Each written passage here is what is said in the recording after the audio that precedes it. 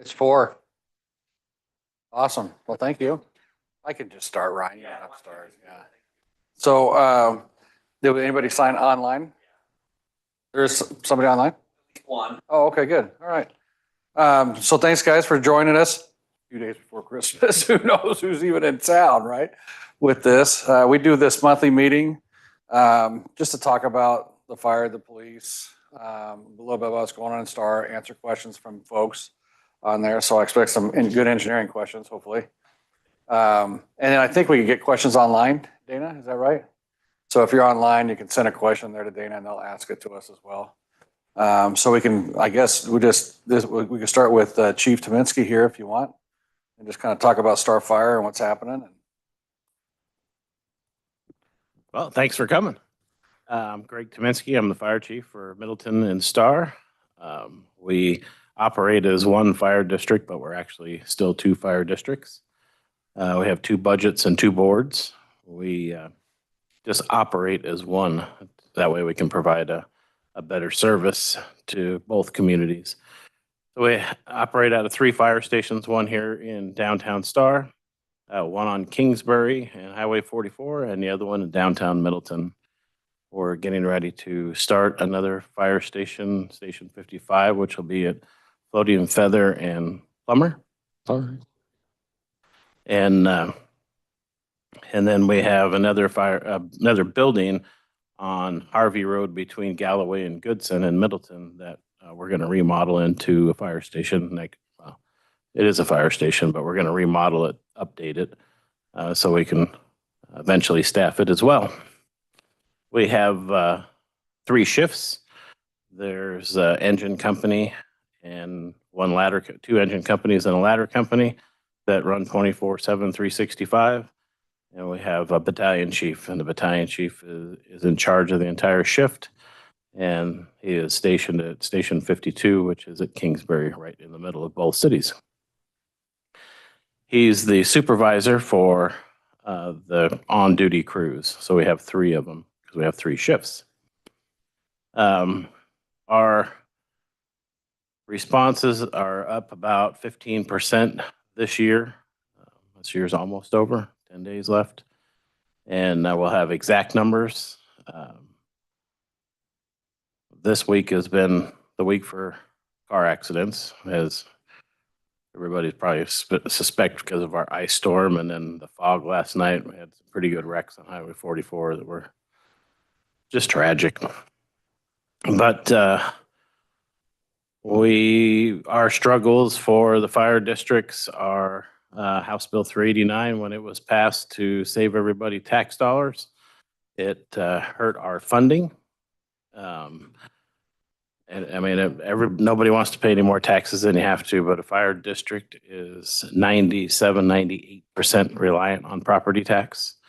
And so our ability to grow employees, firefighters, has been a struggle. That's what we're dealing with now as a fire district, as 2 fire districts, and the rest of the fire districts across the state of Idaho are feeling the same pressures. So we're working with different folks trying to get some legislation changed so the fire districts can get funding back so we can continue to grow with our communities.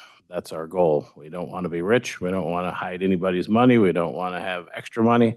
We just want to grow with the community and give them what they have today and continue to give them that same service.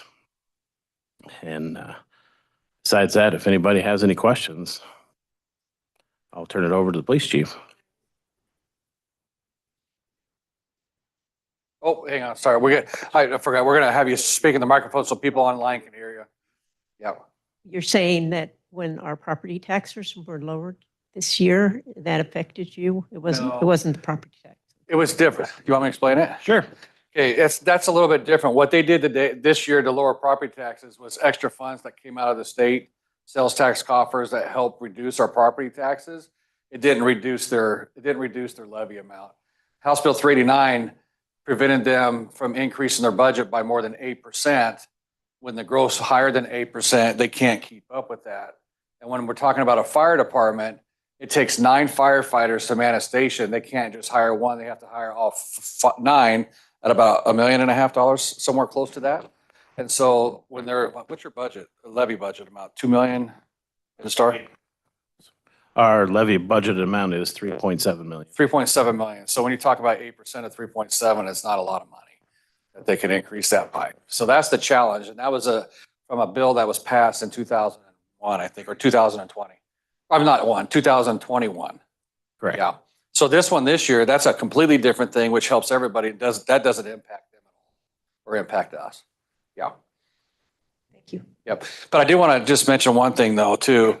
So they do charge impact fees for every new house, but impact fees could only be utilized on facilities and equipment that's, what, 8 years? That has a life expectancy of 10 years or Of longer. 10 years or more. It can't be used on personnel. And so they just went through a capital improvement plan update, and their impact fees increased from 809 to almost over 2,000, I think, on residential units to build these fire stations and stuff. So the personnel side is the challenge for them. And when you look at inflation and the cost of we were talking about your turnout gear or something, what it used to cost and what it costs now. What? So our turnout gear, the gear that you got to use when you go inside of a structure fire, was last year about 3,000. It's gone up to 4,000. Just the boots that they wear, the leather boots, were about $350, and now they're $600. Fire truck that we purchased we purchased 2 of them in April. They'll be 3 years old. They were each $600,000 a piece. If I order them today, that takes 36 months to get them, and they're $1,130,000. It's almost doubled in price.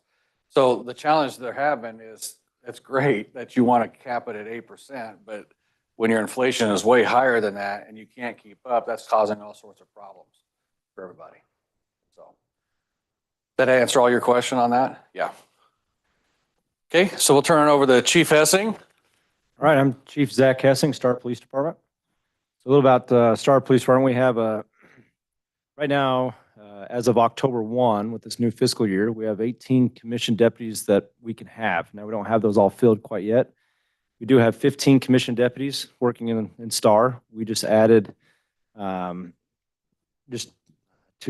that yesterday? Tuesday. City Council introduced Detective Casey Bryant, who's our brand new person crimes detective out here in Star. We're grateful to have him. And then we added also Lonnie Neal. I introduced him recently, and he's our new patrol deputy. But kind of give you an idea what those 15 current positions are and what the 3 that are coming. So we have 10 patrol deputies that focus just on the city of Star.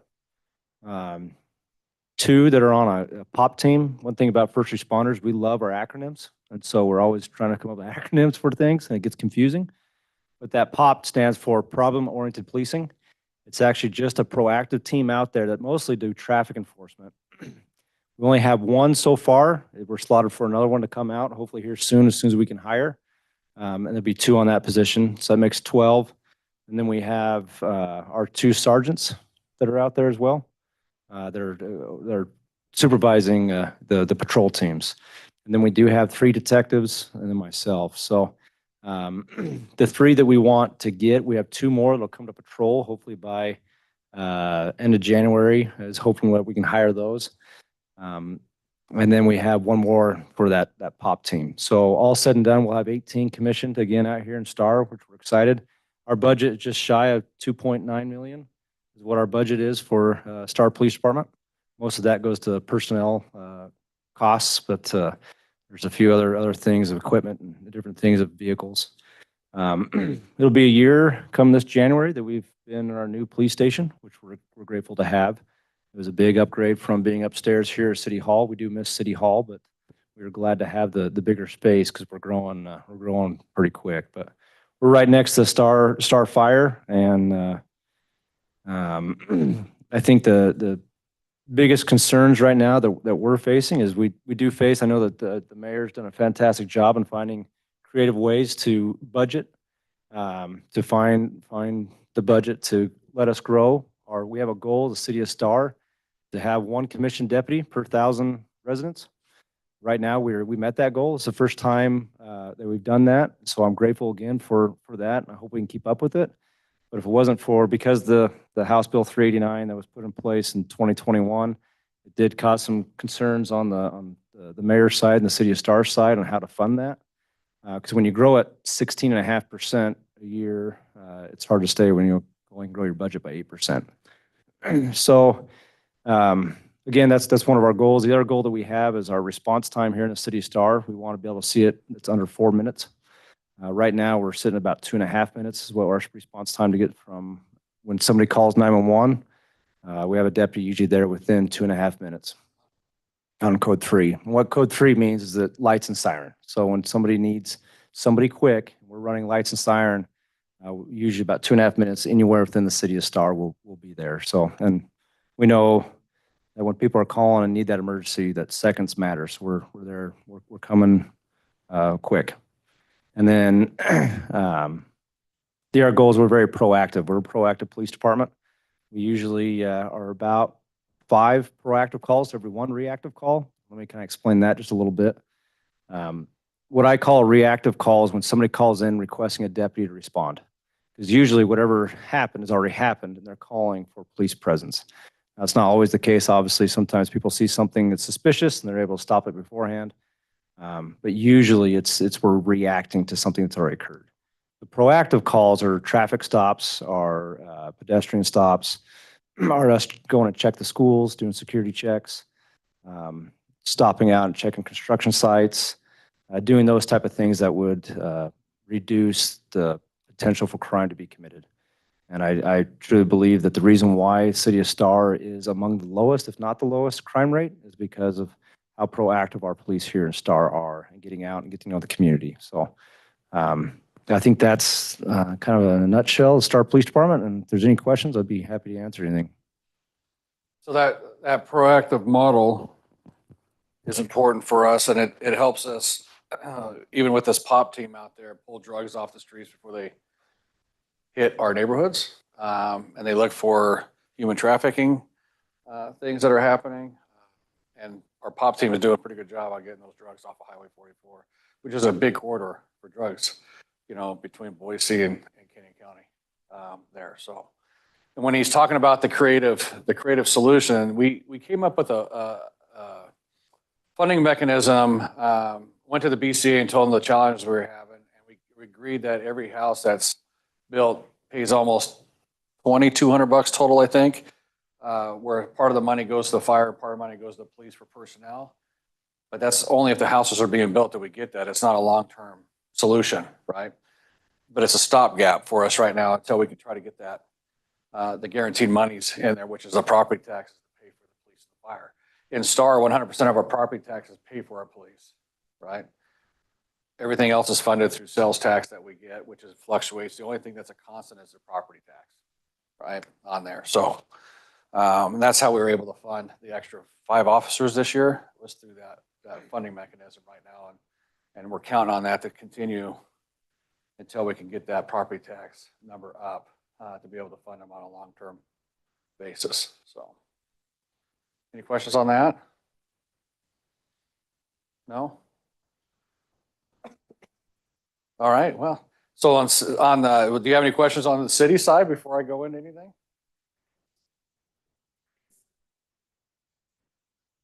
Lots going on. Yeah.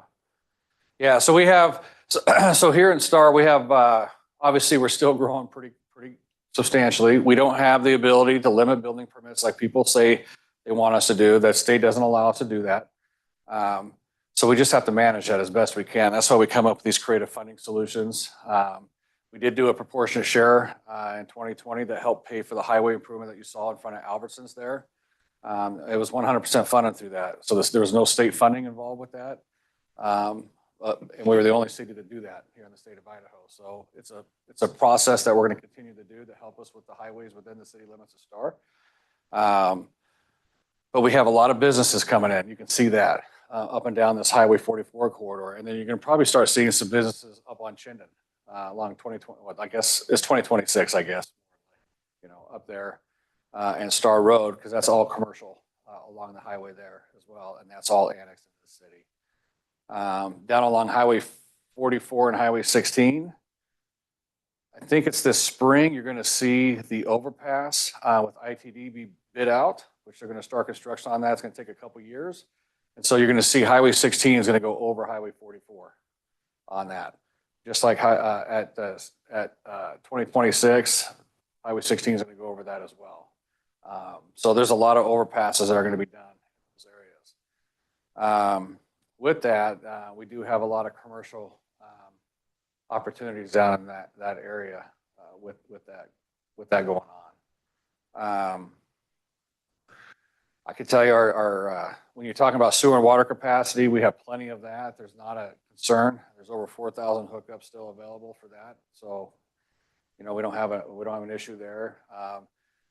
Power, you know, you always ask we always ask Idaho Power, how much power do we really have? Right? And they said, well, we don't have an issue because if they need power, they just buy it and they bring it in, right?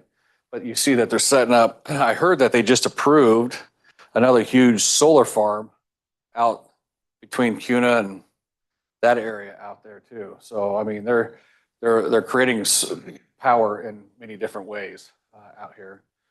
And gas, we don't have an issue because the Northeast is going to quit using natural gas anyway, so we'll use it all here, right? On that. We are doing a lot of park stuff. We just made it, you know, let everybody know today that we're building 6 pickleball courts over there at the Pavilion Dog Park. No, not Pavilion Dog, the Pavilion Park, where the dog park is and the splash pad is. We are working on Freedom Park down here, which has the concrete guys are working pretty heavily on that down that way to get the pathway in there, the 10-foot pathway all the way around that. And then you'll see in the spring grass and trees and stuff being planted out there. And that'll be a pretty awesome place to have. It's going to be it's almost 80 acres total with everything that's out there of open space for people to enjoy. We did get a grant to get a pathway to the middle school from Floating Feather, which if you've driven down Plummer Road, you'll see the guys working straight out Plummer towards the middle school. That's that 10-foot pathway that's going to go to the middle school, which will help pull those kids off of the highway or off the roadway there, you know, which is great. We're just waiting for I think we're just waiting for the canal portion to get done by that development. They're just working through some of the dynamics of that to get the canal tiled in that section so we can continue it over the top. What else do we got? I know we talk all the time, but I just trying to remember. You got the pickleball courts going in? That's what we just talked about. Oh, you did? Yeah. Missed it. That's what I call a fat guy's happy sport. There was a question online on your post about the pickleball courts. Someone said, how was the decision made to put in pickleball courts versus basketball or tennis or something like that? So between pickleball and tennis, pickleball is actually the fastest growing sport between the two, and it's utilized by more diverse age group versus tennis, right? Tennis courts take up a lot of space compared to a pickleball court. I could get 6 pickleball courts in there versus 2 tennis courts on that. And so that seems to be the most popular sport, so we have that going. That's why we decided to go with that. But we also have basketball courts going in over there in that area, which will happen right after the pickleball courts are done. We'll start building those as well in that spot. I do have people asking for bocce ball stuff. Is that a pretty popular thing too? Oh, it is? I didn't know that. So maybe, oh, do you really? Yeah. Yeah, I was looking at that a little bit today, just trying to figure that out. So I'm like, wow, that's interesting. So I've never played that. So maybe we can look at something like that as well over there. But pickleball, guys, it's a lot of people are playing that. They say it's a fastest growing sport, and you get a lot more. Apparently what they're saying also is when you're exercising pickleball, you get almost 90 minutes of exercise when you're playing it versus tennis, which is like 81 minutes. I don't know if it's a big deal or not, but they say it's a big deal. So, yeah. You got another one? Either one of the chiefs can address this one. With the inversion layer and the fog and the black ice and kind of treacherous driving situations lately, do either of you have tips for driving in these conditions? My tip would be just stay home. Use caution and just remember when we have ice and fog that you have to go slow. I mean, I was driving this morning going towards Middleton and people are just wanting to pass and you can't see that far. I mean, you're putting people's life at risk when you're doing that. And when it's icy, you have no control. You tap your brakes and you're done. It's just stay home is the best choice, but obviously you can't always do that. But just slow down, be aware of all your surroundings and be careful. And what, I guess, and turn your lights on. I've seen so many cars out there in this fog that don't have their lights on. I'm like, what is wrong with you, man? Because at least you get a little bit of a glimpse down there when they all of a sudden appear to you. But I also worry about like even these intersections when it's icy, man. Don't go flying by the intersections without paying attention, right? Yeah, and just to add to that, especially when you talk about black ice, I know that people, when they see snow, they usually realize to slow down, but it's the black ice you can't see on the road that really gets you. And just because your car has four-wheel drive or all-wheel drive, yeah, you can start out faster. You're not stopping any faster. And so I would highly recommend, like with these, what the mayor said and Chief Tominski, have your lights on, go really slow. Especially the other night, I think last night, it was so foggy. I was driving around doing a few things and you just can't see very far in front of you. So the slower you go, the better off you're going to be. Yeah. It was like the accident we had last night at Duff and 44. Those folks pulled out in front of somebody as they could not see their headlights, and they had their headlights on, but they could not see them. It was bad. But if you're going slower, it won't be as bad. That happens, right? I mean, yeah.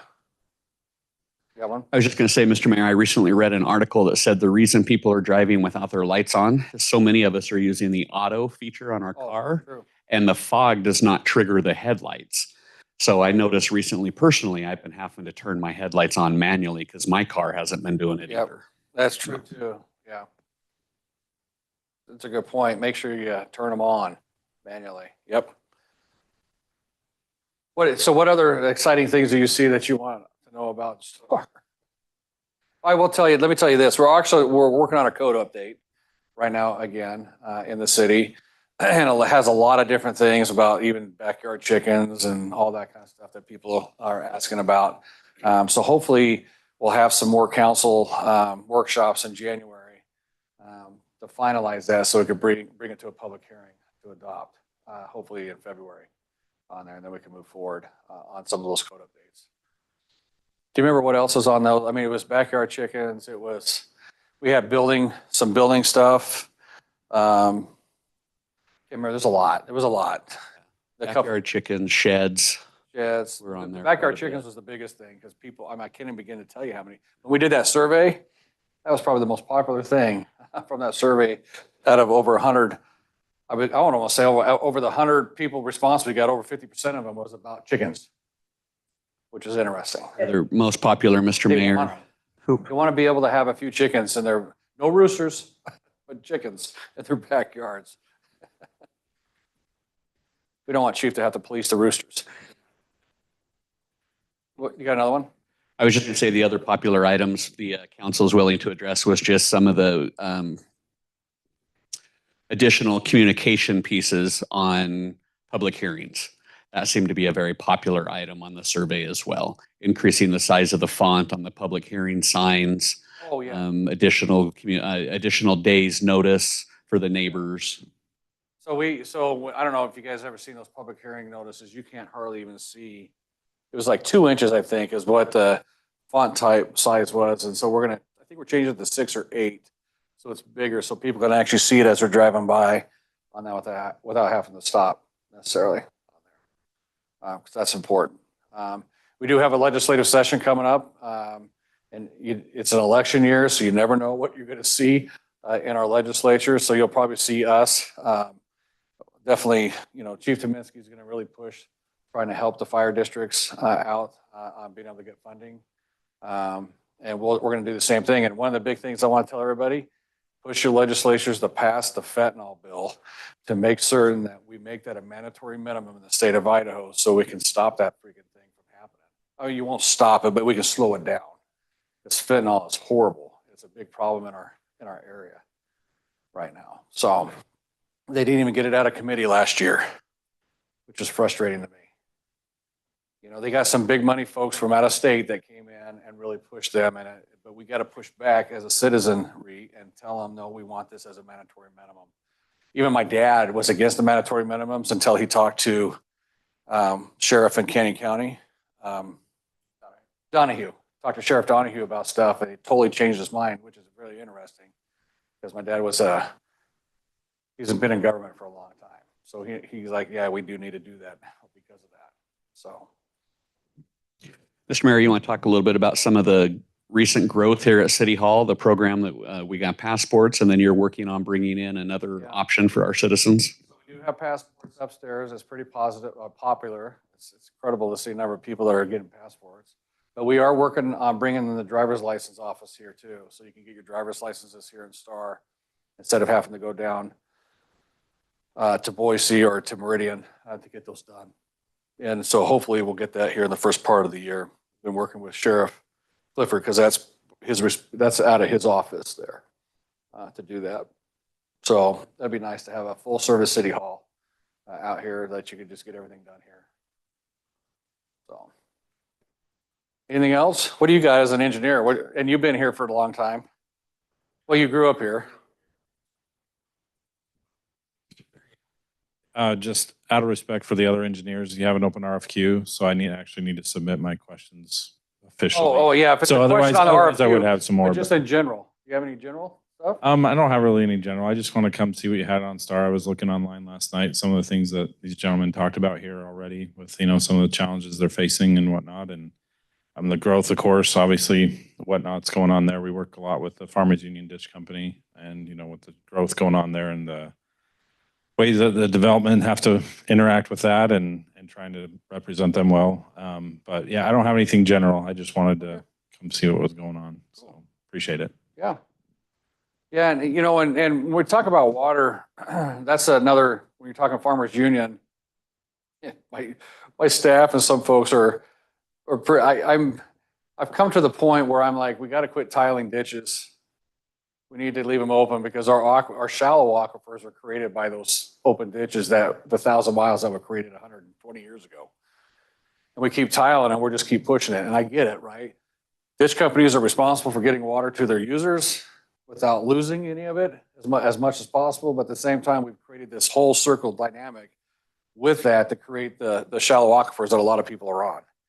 And they did tell us that if we didn't have the water dumping back into the Boise River from all this upper ditch work, there would be no water in the Boise River by the time it gets to through Caldwell.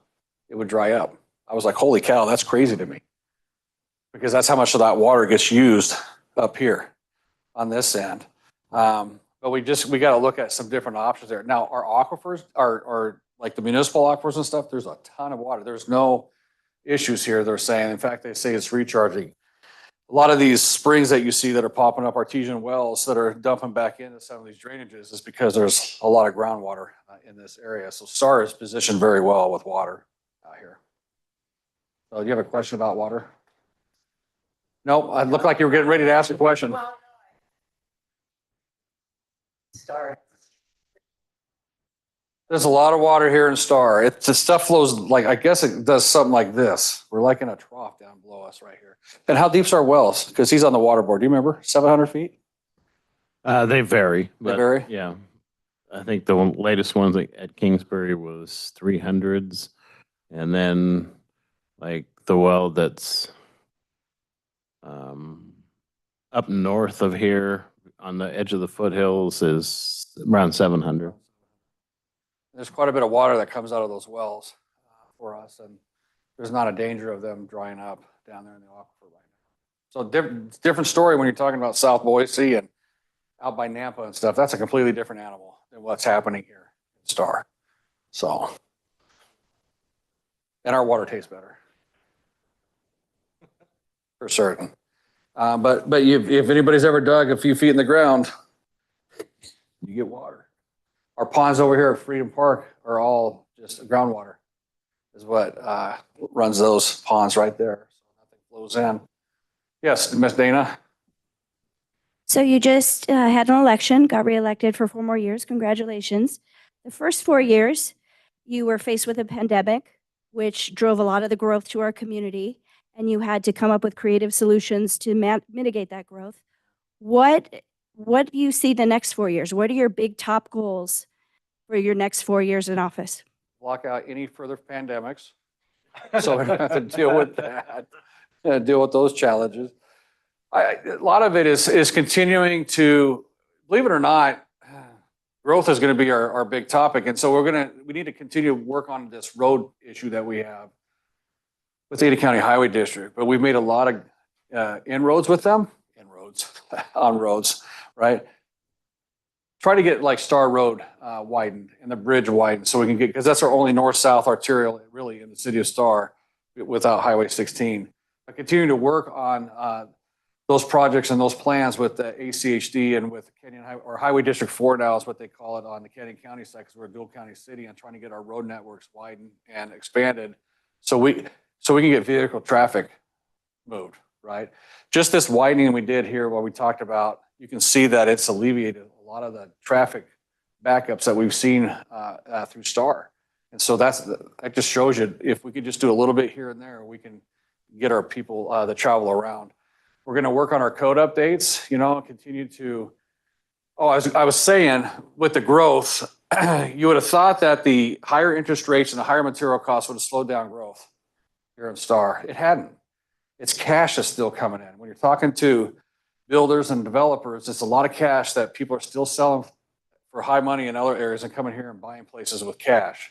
And you have builders that are getting creative and trying to buy down rates to 4.99 or 4.95 or whatever they're doing there, right? And so we haven't seen that big drop in building permits here like you've seen in other areas. People want to be part of this community, right? For obvious reasons. I mean, we're very, I guess, patriotic and very pro you kind of a community, right? You be you, and we'll have fun doing it around here. I don't know if that answers that question, Dana, but kind of a little bit. To go along with that, Mr. Mayor, during the election, it was often discussed about how involved you are in different groups and committees. You were recently just put in as a chair of a committee. Yeah. How do those relationships that you're forming benefit the citizens of Star? So I was recently elected as the chairman of the Compass, which is our regional planning agent group. All the federal funds and stuff come through them. So that's going to help us. I think it's going to help with driving some of the policy, hopefully, because we got a lot of people involved with Compass, right? But drive some of the policy to try to get some of this stuff done in the outskirts of our area versus everything being done in Boise and everything being done in Meridian, right? I have a big challenge right now. And this is kind of where I'm going to bounce around a little bit, but I have a big challenge with all of our impact fees going to ACHD and nothing being done in Star. And that's why that relationship's important in trying to get a Star Road completed using those fees. All those fees are going into Boise and in the Meridian to get those projects done. But with Compass, as being a chair, it'll help me. I'll be more involved with the staff of Compass and trying to get some of the stuff done that I think that we should get done for transportation related issues here. But also we get to go out. I go to Washington, D.C. in February, I think it is. Oh yes, it's on the Super Bowl. It's in February. Can't believe they planned this meeting on the Super Bowl. It drives me nuts. But I get to go to Washington, D.C. and meet with some different congressmen and stuff like that about driving some of the funds this direction into Idaho to help us with our projects. I'm also the chairman for the Treasure Valley Partnership, which is all the mayors and the commissioners in the Treasure Valley are together, including Elmore County and Jim County is all part of that. And we work together as a group to fund what's called the SALSA program, which is we hired an actual federal prosecutor that goes straight after gangs and drugs and human trafficking. And so we'll continue to drive that policy and possibly I don't know if we need to add another attorney, U.S. attorney in that process. But this process has been very good at when these guys bust somebody that's a gang member or drugs or whatever, it could go to these guys and get a federal sentence and they get shipped out of the state into a federal prison. That way that they can't continue operations here on things. And it's worked out really well for us. So there's a lot of different, trying to remember all the other ones that there's a lot of them that I'm part of now. I'm just working my way through in those 4 years to get into the positions to try to help us as a city and as a valley out here. So you can remember, I'm trying to remember, I'm trying to rack my brain here because there's quite a few of them that because now I'm also part of the regional, with Compass and being the chairman now that I'm on the national council too. So I'll go to those meetings where they work together as a group to lobby for money for different things as well. So. Which one? Yeah, National Association of Regional Councils, NARC is what it's called. NARC. Kind of an interesting name, right? On there. So, but very involved, trying to help our city as much as we can. Everybody's very aware of what's happening in Star, very aware of the different things that we're putting in place to help mitigate funding and stuff. They're all asking about it all over the state. Some people say to me, I've been told by a couple of mayors, you're extorting people. No, I'm not. I'm not extorting anything. What I'm doing, if you're telling me I'm extorting, that means that you're just willing just to let your city suffer. I'm trying to find ways to mitigate the effects of the growth, to help maintain our police and our fire and our roadways here in our community, right? That we didn't have. So kind of interesting to hear that. Yeah. Isn't it funny? It cracks me up to talk to some of these guys when they bring that up. Why don't you ask your police chief and your fire chief about that? See if they think the same thing. Right? What else we got? With the influx of people coming into town, Mr. Mayor, how would you encourage people to get involved in their community? What are a couple of ways that they can be involved? Well, there's, if you want to get involved with the city stuff, it's important that come to these meetings. Number one, we can talk about all sorts of stuff. People got to understand that the laws of Idaho are completely different than the laws of California, which the biggest influx of people are coming from. So things don't apply that happen, right? But getting involved early, if you have suggestions on comprehensive plan or code changes, we're at ears. We'll listen to that kind of stuff and see if it makes sense for the city of Star and make some changes. I got various committees citizen committees. We have we have a transportation committee that that works on our pathways and transportation throughout the city. They create our master. We have I think that's the ECANT map, right? Right there? Yeah. Yes. So they created a master roadway network. So when we do grow in these other areas where we know where we want our arterials and our collectors and stuff to be. I have a Parks, Art, and Beautification Committee that does a lot of the stuff to help out the city on beautifying it. We have a activities committee that works on, Dana and a few people that work on like our hometown celebrations and things like that, which is the best fireworks show, I think, in the Valley.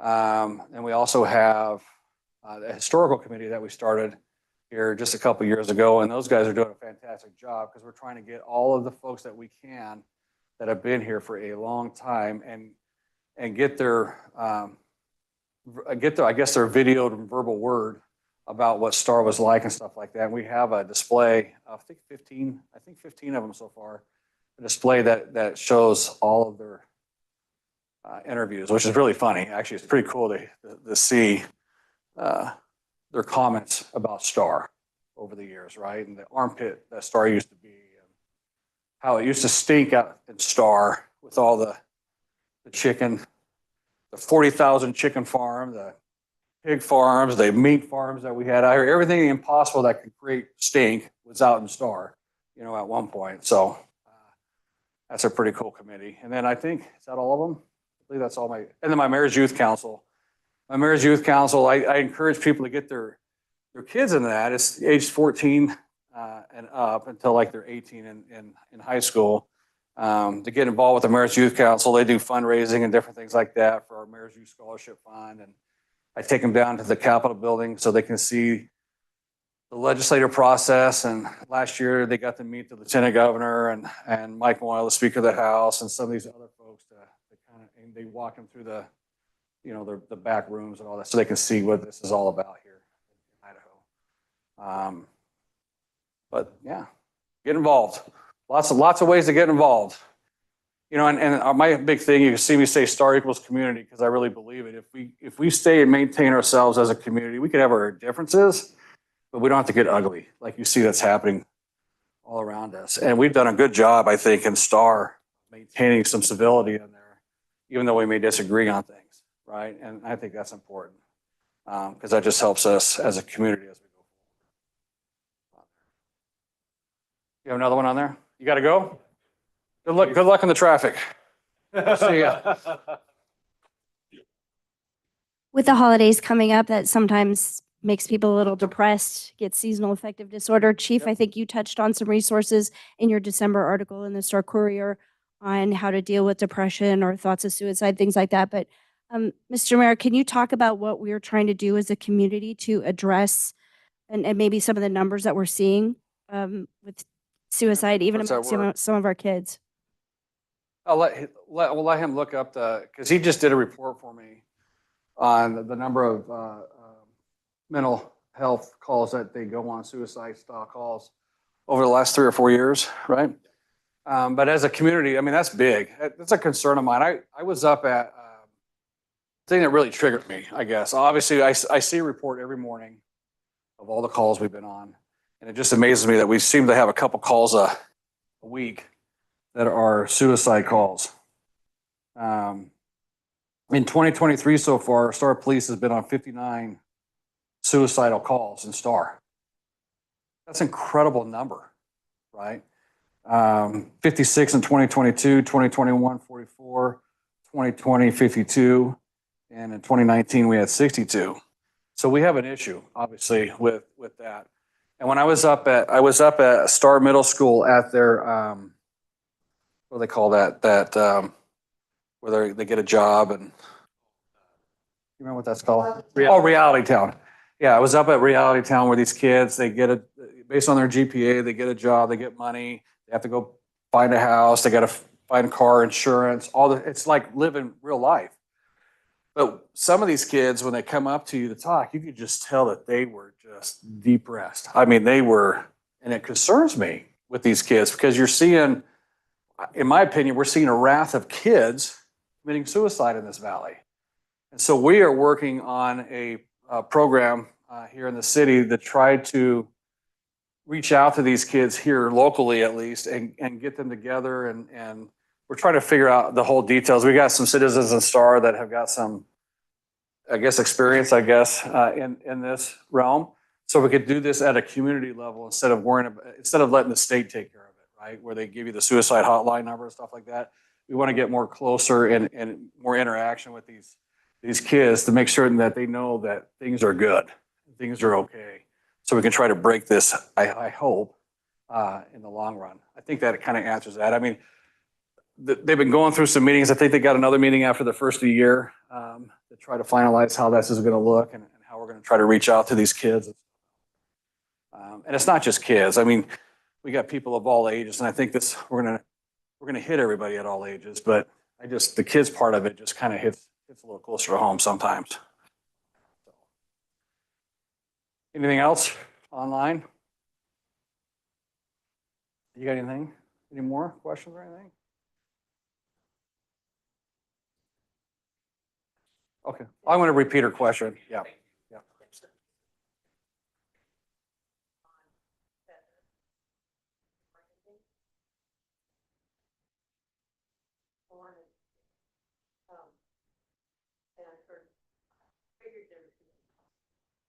Oh, on the south side of Floating Feather. Yes.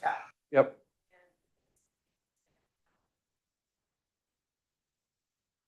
So she was asking about the piece of property on Brandon that had all the corn and stuff in there, that 40 acres. That's over there, the bigger property. I think it's 40 acres. It did come to the city. It was approved with the plat. But they haven't brought anything into the city. Have they brought construction drawings or anything in the city? So they haven't really followed up on that approval. They may be some of the developers that are more impacted by the higher costs and the rates. And so it's just nothing's happening right now. Can it happen in the future? Yeah. Something will happen there. It'll be homes with the big ponds. I think they had a couple big ponds in there and stuff like that.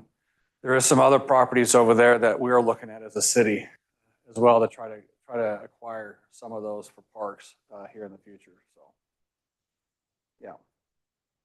But, you know, if it stays like this, it may be 10 years before they do anything on that property, right? Which would be kind of nice. I'm just glad that they planted some. I think they planted something last year. Did they not last year? Yeah, they had corn last year. The year before it was just weeds, but they had corn this last year on that property. Hopefully they continue to do that. Yeah. Any other random questions? We like them. All right. Anything else online? You guys got anything else you want to say? No? Well, I'll just tell everybody Merry Christmas. And then we'll have a tree or a star lighting down, our big star that's right here, that if it's lit up yet, but we'll be down at the River House for New Year's Eve with some fireworks. Right? Is that what I just signed today? A check for that? Yeah. Open for everybody. Yep. It's at what time we start? 11:30?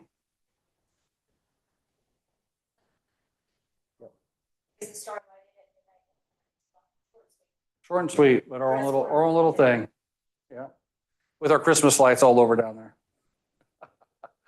All right, cool. Well, guess we'll end it. Thank you for coming. Yeah, thanks for coming.